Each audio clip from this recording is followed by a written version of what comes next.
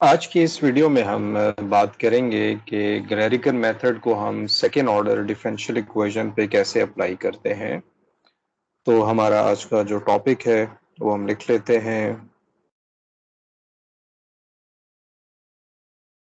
ग्रेरिकल method for second order ODE, और जो equation हम लेने जा रहे हैं वो हमारे पास है सेकेंड ऑर्डर डिफरेंशियल इक्वेशन हम लेने जा रहे हैं।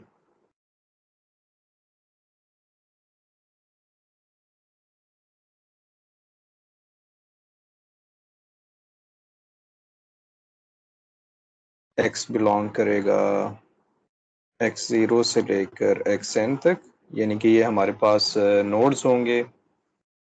इसको इक्वेशन नंबर 1 कह देते हैं, और इसके साथ कंडीशंस भी होंगी जो कि क्योंकि ये सेकेंड ऑर्डर डिफरेंशियल इक्वेशन है तो इसकी दो कंडीशंस हमारे पास होंगी। एक कंडीशन है u of 0 is equal to u naught, ये एक कंडीशन हो गई। और जो दूसरी कंडीशन है वो हमारे पास है d u by d x, क्योंकि पहली कंडीशन x0 पे है, यानी कि हमने x0 को जो है 0 रखा हुआ है। तो ये हम जनरल भी रख सकते थे, हम इसको इस तरह से भी रख सकते हैं u ऑफ, सेम कलर में लिख लेते हैं, u of x naught is equal to, और अगर आप 0 से शुरू करना चाहते हैं डोमेन को तो इस तरह से रखा जा सकता है। ये अभी मैटर नहीं करेगा क्योंकि हम इस पे जनरल अभी काम कर रहे हैं। तो जो हम कंडीशन लिख रहे थे बाउंड्री कंडीशन, वो हमारे पास है x is equal to x n, और ये इक्वल होगा u डैश के, कोई नंबर होगा राइट हैंड साइड पे। तो ये इक्वेशन नंबर है 3। तो हमने अपना प्रॉब्लम यहाँ पर लिख लिया है। G1 और G2 इक्वेशन 1 में ये कॉन्स्टेंट्स भी हो सकते हैं, वेरिएबल भी हो सकते हैं। तो सबसे पहले चीज़ जो हम करने जा रहे हैं वो ये करने जा रहे हैं कि हम सोल्यूशन को अप्रोक्सीमेट करने जा रहे हैं कि u जो है ये अप्रोक्सीमेटली इक्वल हो u हैट के, और u हैट हमारे पास इक्वल हो j 0 से लेकर n तक uj lj।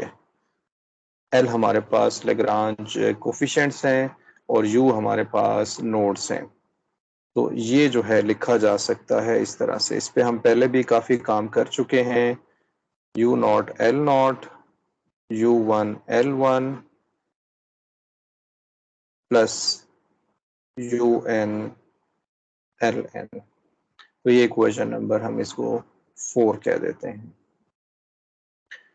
नेक्स्ट हम रेजिडुअल भी डिफाइन कर लेते हैं। रेजिडुअल आपको पता है कि जब ये u हैट आप पुट करते हैं इस इक्वेशन में तो हमारे पास एक रेजिडुअल आ रहा होता है, क्योंकि वो इस कंडीशन को, इस डिफरेंशियल इक्वेशन को सेटिस्फाई नहीं कर रहा होगा।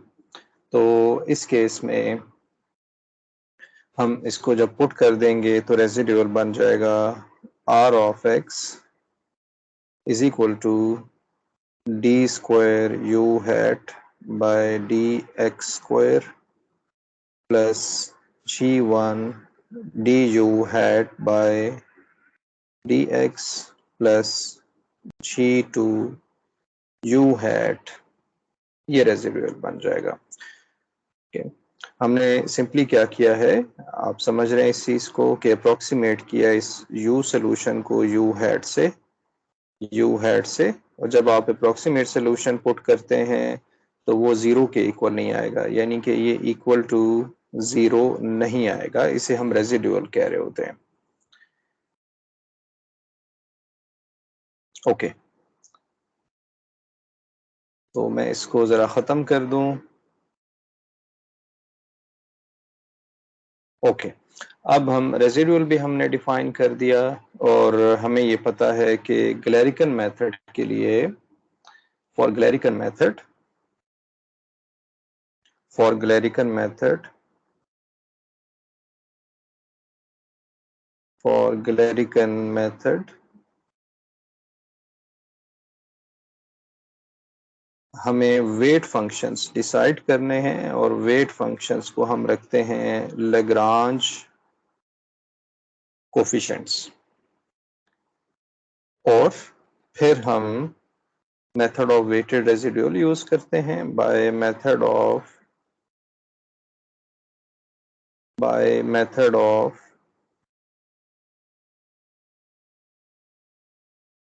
Weighted residual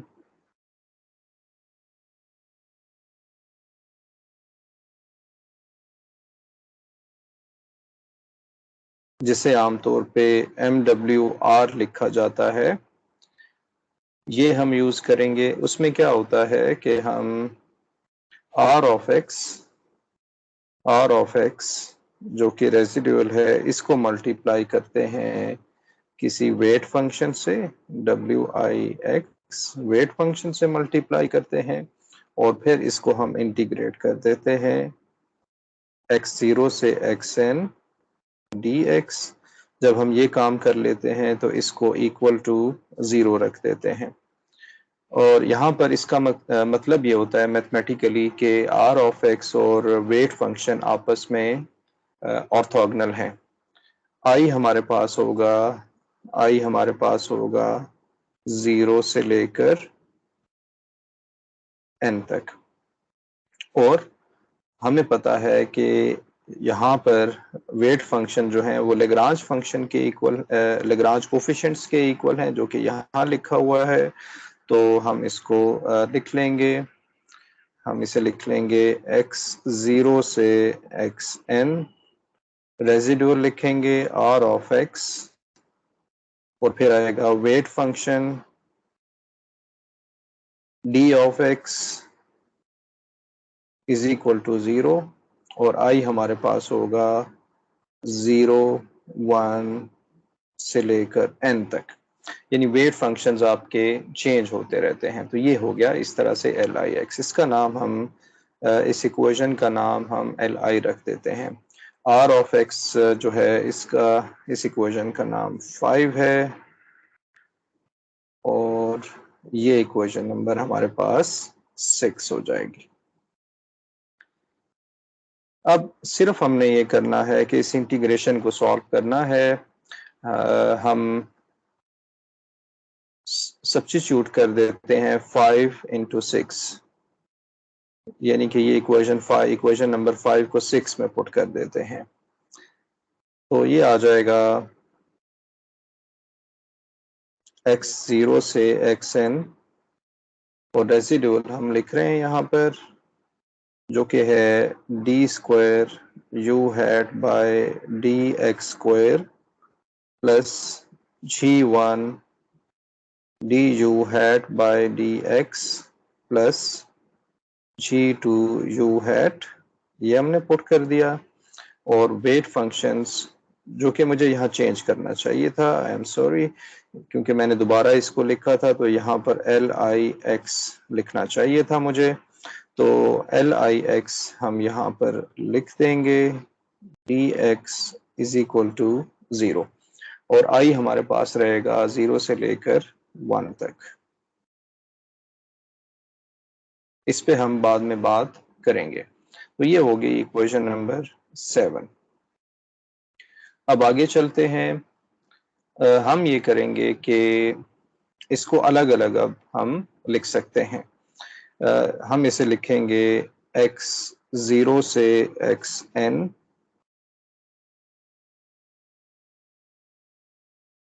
d² u hat second order derivative dx² plus g1 du hat by dx g2 u hat LIX, ये मैं रेस कर देता हूँ क्योंकि इसका कलर हमारे पास कुछ और है।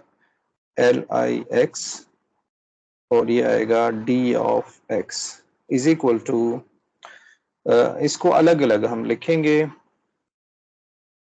एक्स जीरो से लेकर एक्स एन तक d square u hat by d x square और मल्टीप्लाई हो जाएगा ये एल आई एक्स से, ये हमने अलग कर दिया, प्लस फिर आएगा एक्स जीरो से लेकर एक्स एन तक, इसके साथ आएगा g1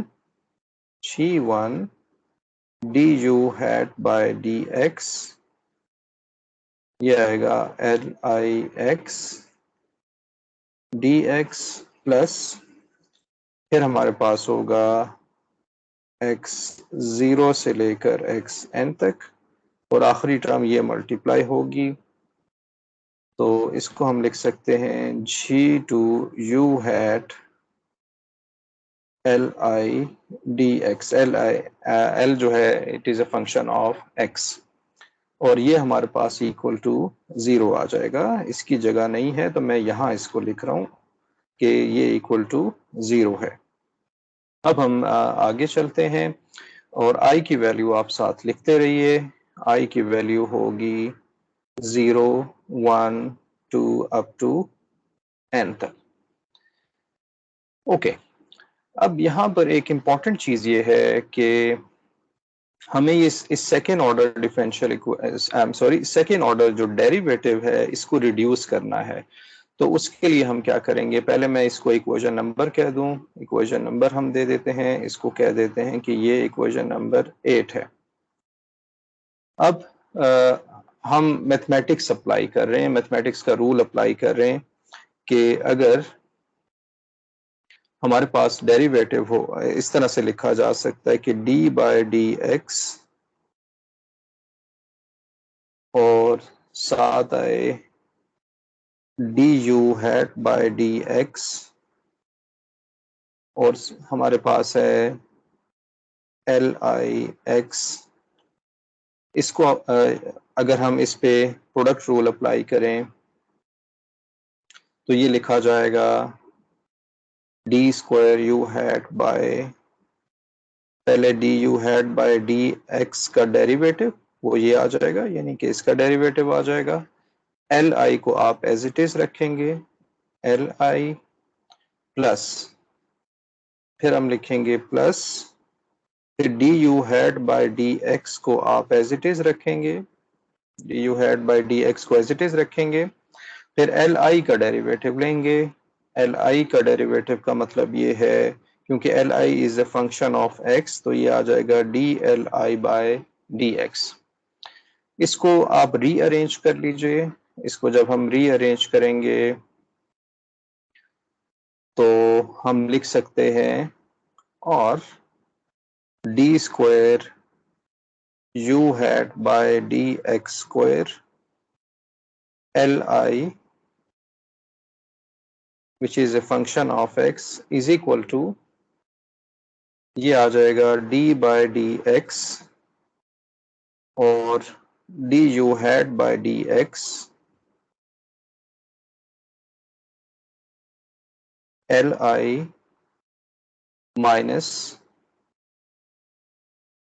और हम लिख सकेंगे d u hat by d x d l i by d x, ये आ जाएगा। ओके, तो अभी आप अगर देखें ये जो ये जो हमने लिखा है जिसको मैथमेटिकल ट्रिक के जरिए हमने निकाला है ये, और हमारे पास जो ये है ये दोनों एक जैसे हैं, ये दोनों एक जैसे हैं।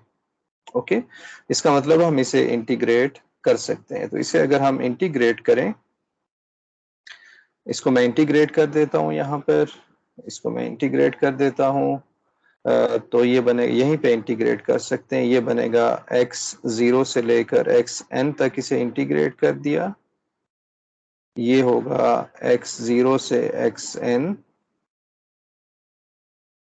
x जीरो से x n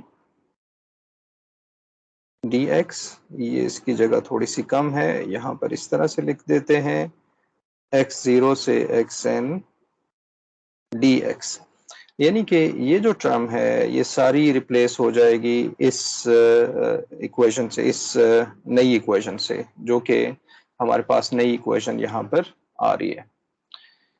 इसको इंटीग्रेट हमने कर दिया।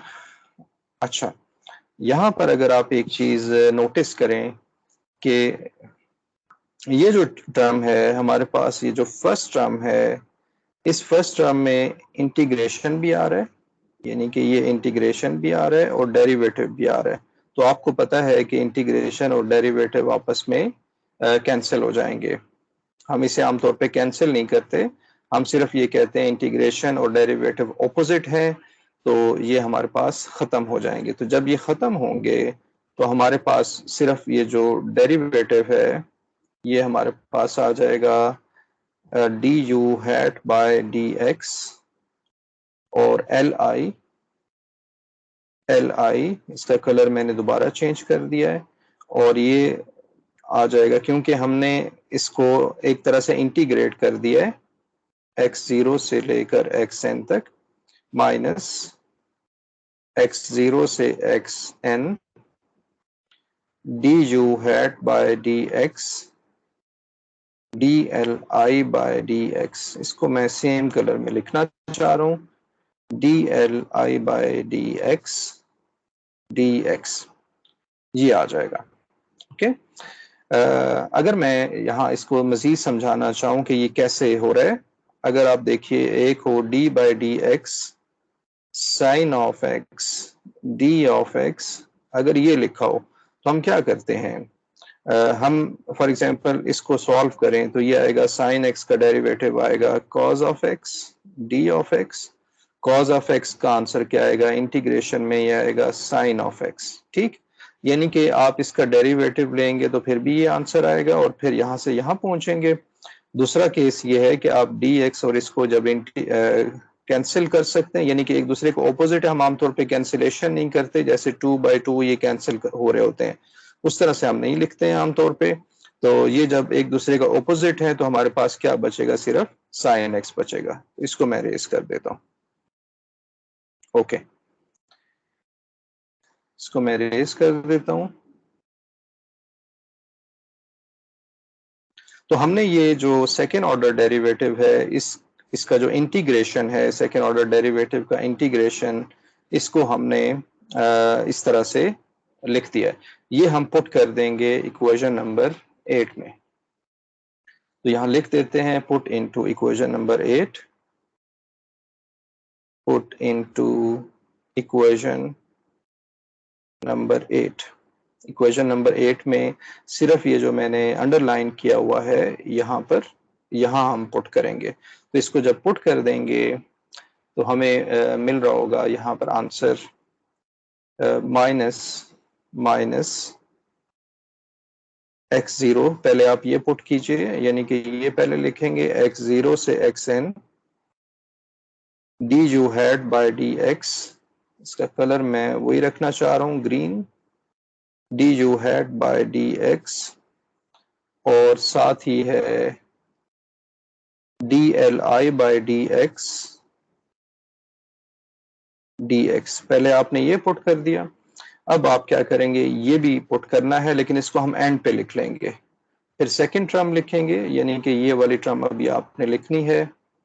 तो ये आएगा x02, ये तो माइनस हो गया, जरा मैं साफ सा लिख दूं इसको, माइनस, ये हो गया प्लस x0 से लेकर xn तक g1 du hat by g1 du hat by dx,